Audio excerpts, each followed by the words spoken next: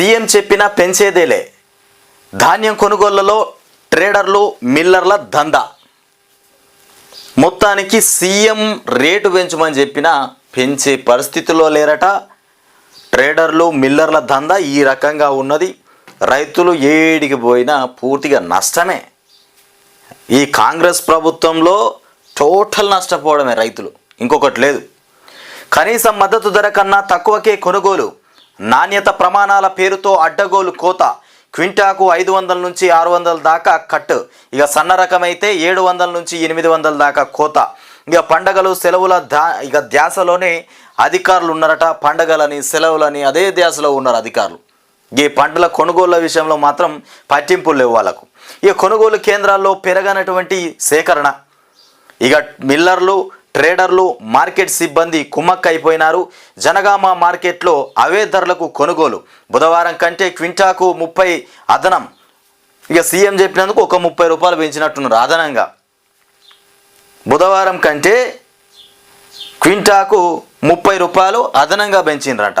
ఇక గత్యంతరం లేక అమ్ముకుంటున్నటువంటి అన్నదాతలు ఏం చేయమంటావు, ఉన్న కాడికే వచ్చిన కాడికే అన్నట్టుగా వచ్చిందే దిక్కురా అన్నట్టు ఇక ఆయనతో అమ్ముకుంటురట ఇక రైతులు. మరి ఏం చేయమంటావు, ఎవరికి చెప్పమంటావు?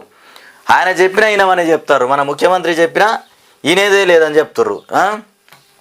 ఇక అన్నదాత కష్టాన్ని సొమ్ము చేసుకోవడానికి ప్రయత్నిస్తే సహించేది లేదంటూ వ్యాపారులు మార్కెట్ కమిటీ అధికారులకు సీఎం రేవంత్ హెచ్చరికలు జారీ చేసినా ధాన్యం కొనుగోళ్ల పరిస్థితిలో మార్పు రాలేదు.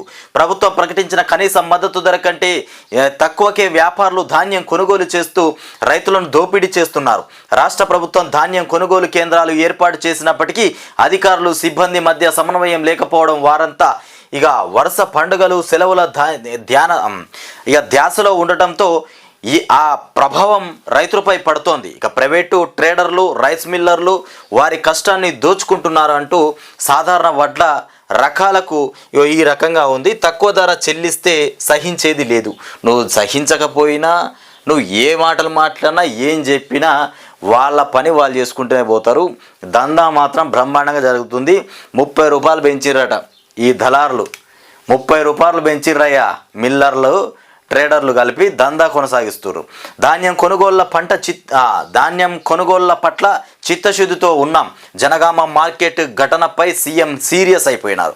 ఇక ఆంధ్రజ్యోతి కథనానికి జోడిస్తూ రేవంత్ ట్వీట్ అదనపు, ఇక కలెక్టర్ రోహిత్ సింగ్కు అభినందన. ఇక 3 ట్రేడర్లపై కేసులు, కార్యదర్శి పైన వేటు. ఇట్లా జరిగిందట. ఇది మొత్తానికి ధరలు మాత్రం పెంచాం, సీఎం చెప్పినా ఈయనే ప్రసక్తే లేదని చెప్తుర్రు.